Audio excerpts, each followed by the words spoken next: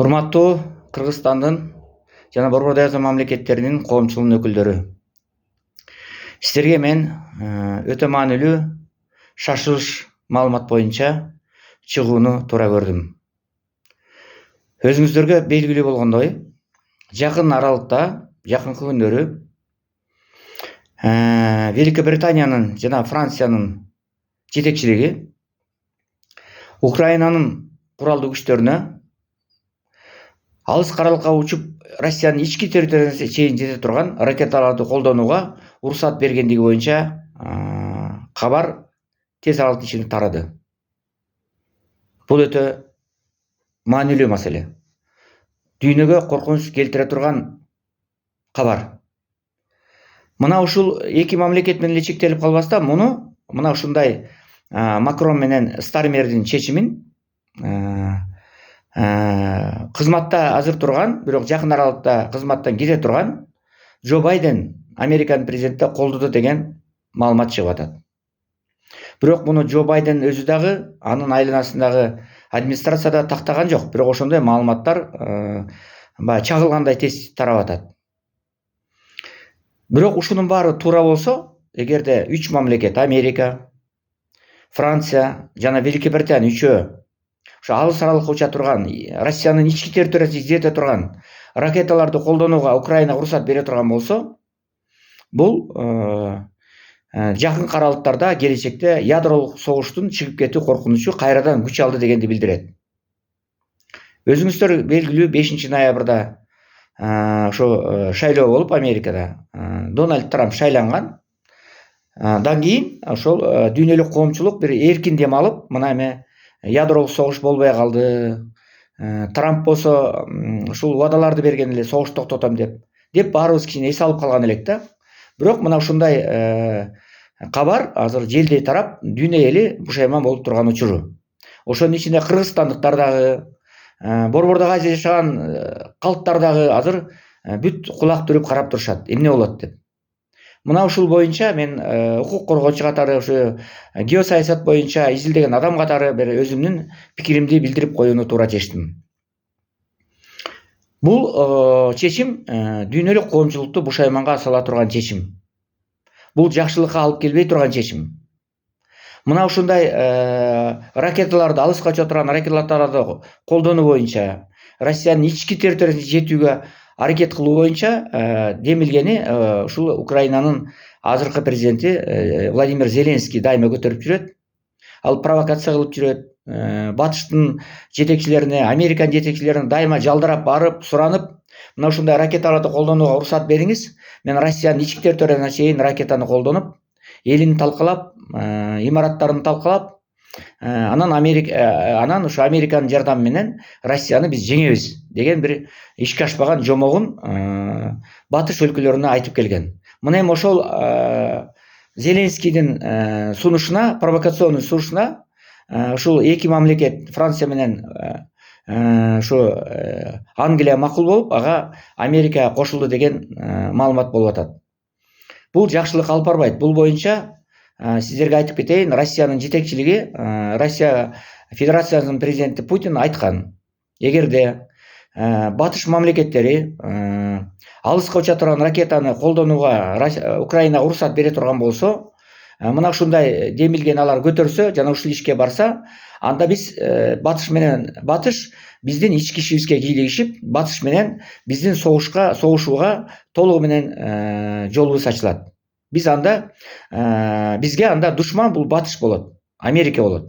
Биз анда эч кандан аянбайбыз, өзүбүздүн территориябызды коргош үчүн, коопсуздугубузду коргош үчүн бардык аракеттерге барабыз. Ошонун ичинде ядролук куралды колдонууга дагы биз толугу менен мүмкүнчүлүгүбүз бар деген сыяктуу эскертүү берген болчу.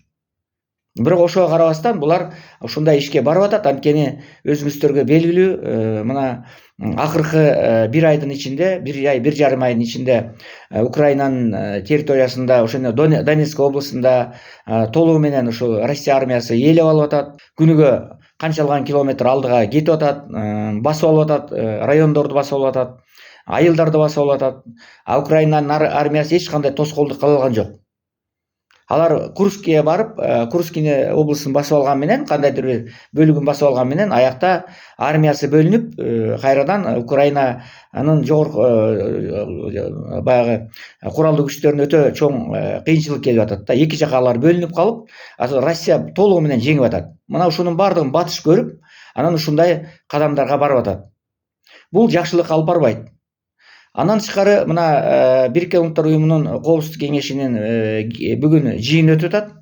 Ошо жыйында мына ушул жыйында ошо Бириккен Улуттар Уюмунун өкүлү министр айтып атат, ошо Америка ошо Россия Федерациясы кыш келатканда ошо кычаштык кылып, ошо энергия структураларга кол салып атат, энергия структуранын баарын талкалап атат, бул адамдардын өлүмүнө алып келип атат, муздап тоңушуна алып келип атат деп атат да. Мунусу туура бир чети. Бир чети туура. Бирок экинчи чети алар бир жактуулукка жол берип, НАТОнун кылып аткан иштерине эч кандай айткан жок ал боюнча. Эки жактуу айтыш керек да. 1999-жылы НАТОнун армиясы Американын көрсөтмөсү менен Югославияга кол салганда, алар эң биринчи НАТО ракеталарды ыргытып асмандан ошол Югославиянын энергия структураларын талкалаган, энергия секторун талкалаган. Бүт бардык үйлөрдүн баарында светтин баары өчүп, талкаланып, элдин баары үшүп, анан ошентип анан Югославияны талкалаган. Бул боюнча азыр НАТОдагы, Америкадагы батыш мамлекеттерди унчукпайт. Эгерде өздөрү башка өлкөлөрдүн, суверендүү өлкөлөрдүн энергия структураларын талкаласа, ал боюнча унчукпайт. Ал эми Россия Федерациясы Украинанын энергия структурасына соккурса, ал жөнүндө биринчи кыйкырып чыгышат. Ошон үчүн мындай бир жактуулукка жол бербеш керек. Россиядагы, Америкадагы, Европа мамлекеттери дагы бир нерсени айтууда калыс болуш керек, объективдүү болуш керек. Ал эми батыш болсо, Америка мамлекеттери буга барган жок. Ал эми Байдендин жанагындай чечими, буга чейин өзүңөр билесиңер, алыс каралыкката турган ракетаны Россиянын ички территориясына жетүүгө уруксат бербей келген Байден. Буга чейин уруксат бербей кармалып келген. Кой, анда ядролук согуш чыгып кетиш коркунучу бар деп кармалып келген болчу. Анан эми азыр мындай уруксат эмне үчүн берди? Бул түшүнүксүз болуп атат. Бир чети мындай болушу мүмкүн, анткени Байден уже бийликтен 2 айдан кийин кетет. 20-январда башка Дональд Трамп өткөрүп берет. Ал кетип аткан президент. Ал эми Дональд Трамп болсо азыр президент болуп шайланган менен кызматка кириши элек. 20-январга чейин ал эч кандай укугу жок, бирдеме айтууга же бирдеме чечим кабыл алууга. Ошон үчүн мына ушундай арсар убакта алар балким мына 14-ноябрда жолугушту, 4 күн, 5 күн мурун. Ошондо балким ушундай чечим кабыл алышы да мүмкүн. Ушундай да бир күдүк ойлор кетип атат. Россияга жамандык кылыш үчүн. Балким Байдендин ушундай чечим кабыл алып, Трампка жасаган мындай бир тоскоолдугу болсо керек. Трампты баягы акырына чейин баягы мүңкүрөтүп кетип, буга чейин согуштун баарын баштап, анан акырына чейин Трамп чече албаган проблемалардын баарын Трамптын башына үйүп кетейин деп атабы? Кыскасы түшүнүксүз. Андан тышкары дагы мындай маалымат келип атат. Байден чечим кабыл алды алыс каралыкка уча турган ракеталарды колдонууга Украинага. Бирок аны только Курск облусуна колдонсун гана деген чечим кабыл алды деген да маалымат кетип атат. Ошон үчүн азыр элдин башы маң болуп, мына ушунун баарын карап турабыз.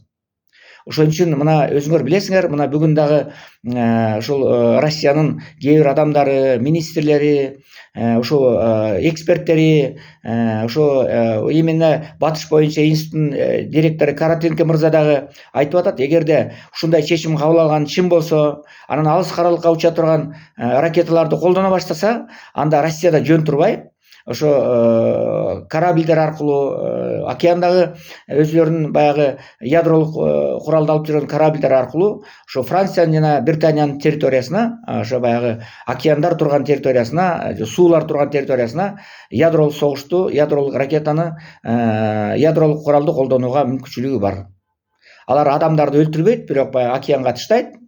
Франция менен Лондондун Великобританиянын жанындагы суу аралдарына таштайт. Мына ушун менен алар эскертет. Мына эгерде силер токтотпосоңор, анда биз мына ушундай чараларга барабыз. Эгер экинчи жолу да токтотпосоңор, анда биз шаарларга, баягы калк жашаган жерлерге ядролук куралдарды ыртабыз деген бир эскертүүсү болушу мүмкүн деп дагы эксперттер айтып атышат. Ошон үчүн абал өтө оор.